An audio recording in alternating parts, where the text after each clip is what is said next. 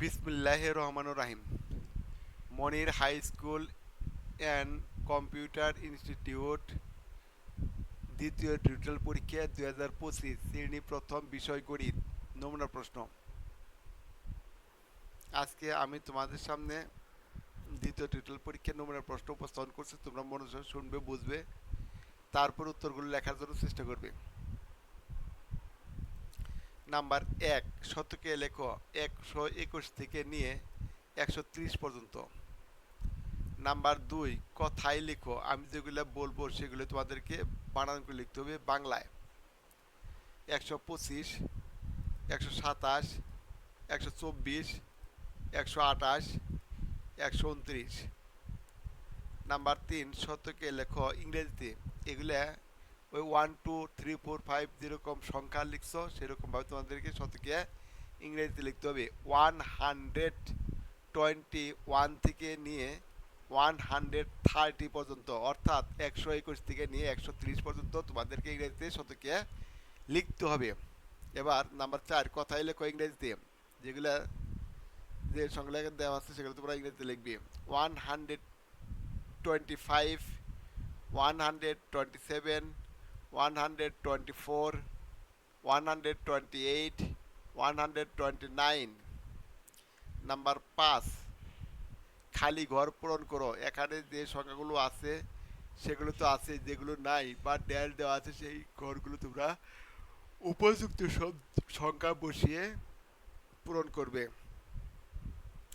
যেমন দেখো এখানে দেওয়া আছে নাম্বার ক, 4 বিয়োগ ড্যাশ সমান সমান 1। 4 থেকে কত সংখ্যা বাদ দিলে অথবা বিয়োগ করলে বিয়োগফল 1 হবে। নাম্বার খ, 6 বিয়োগ ড্যাশ অর্থাৎ এবং ফল 4। 6 থেকে কত সংখ্যা বাদ দিলে পারে বিয়োগফল 4 হবে। নাম্বার গ, 9 বিয়োগ ড্যাশ সমান সমান 6। 9 থেকে কত বাদ দিলে বিয়োগফল 6 হবে। নাম্বার ঘ, 7 বিয়োগ 4 সমান সমান কত। 7 থেকে 4 বাদ দিলে কত হয় তা লিখবে। নাম্বার ঘ, 10 বিয়োগ 2 সমান সমান কত, অর্থাৎ 10 থেকে 2 বাদ দিলে বিয়োগফল কত হবে তা তোমরা ডান পাশে লিখবে। নাম্বার 6,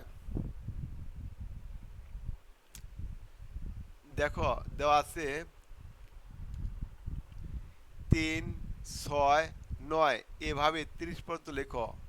দেখো এখানে 3 6 9 12 15 18 21 24 27 30, এভাবে তোমরা 30 পর্যন্ত লিখবে। আমি পুরাটা এখানে তোমাদেরকে বলে দিলাম যাতে তোমাদেরকে বুঝতে সুবিধা হয় এবং লিখতে সুবিধা হয়।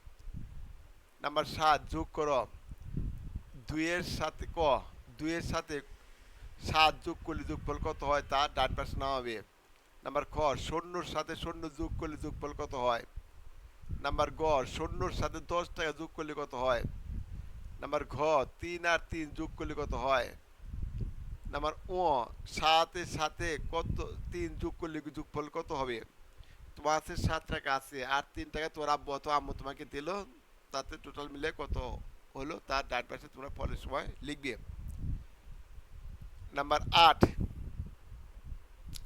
একটি শ্রেণীকক্ষে 9 জন ছাত্রছাত্রী বাস করে বসে আছে। একটি শ্রেণীকক্ষে 9 জন ছাত্রছাত্রী বসে আছে, তাদের মধ্যে 5 জন ছাত্রী। শ্রেণীকক্ষে কতজন ছাত্র আছে তোমাকে আগে বুঝতে হবে অঙ্কটা, প্রশ্নটা কি করলাম। একটি শ্রেণীকক্ষে মোট ছাত্রছাত্রী আছে কয়জন, 9 জন। এখানে ছাত্রী উল্লেখ দেওয়া আছে 5 জন, তাহলে 9 থেকে 5 বাদ দিলে যে সংখ্যাটা হবে সেটাই ছাত্র। এখানে সেভাবে তোমাদের করতে হবে। এবার দেখো নামতা 9 নম্বর, যে কোনো একটি নামতা লিখবে। দেওয়া আছে 7-এর ঘর এবং 8-এর ঘর। তোমরা নামতাগুলো অবশ্যই শিখেছো, ক্লাসে করানো হয়েছে এবং বলেও দেওয়া হয়েছে, সিলেবাসও আছে। 7 অথবা 8-এর যে কোনো একটা নামতা তোমাদেরকে খাতায় লিখতে হবে। নাম্বার 10, যে কোনো একটি জমিতে লেখো। আচ্ছা তাহলে 10 নম্বর কি আছে, জমিতে আছে, যে কোনো একটা লিখলেই চলবে, পূর্ণাঙ্গ নাম্বার দিবে। দেখো প্রশ্ন আছে 2টা। নাম্বার 1, ত্রিভুজ কাকে বলে। নাম্বার 2, সমবাহু ত্রিভুজ কাকে বলে? আমি দুইটাই প্রশ্নের উত্তরই বলে দিচ্ছি, তোমরা শিখবে, বুঝবে, তার উত্তরগুলো খাতায় এইভাবে লেখার জন্য চেষ্টা করবে।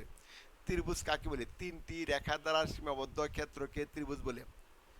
এবার খ নম্বর উত্তর, সমবাহু ত্রিভুজ কাকে বলে? যে ত্রিভুজের প্রত্যেকটি বাহু সমান তাকে সমবাহু ত্রিভুজ বলে। আবার বোঝার চেষ্টা করো, ত্রিভুজ কাকে বলে? তিনটি রেখা দ্বারা সীমাবদ্ধ ক্ষেত্রকে ত্রিভুজ বলে।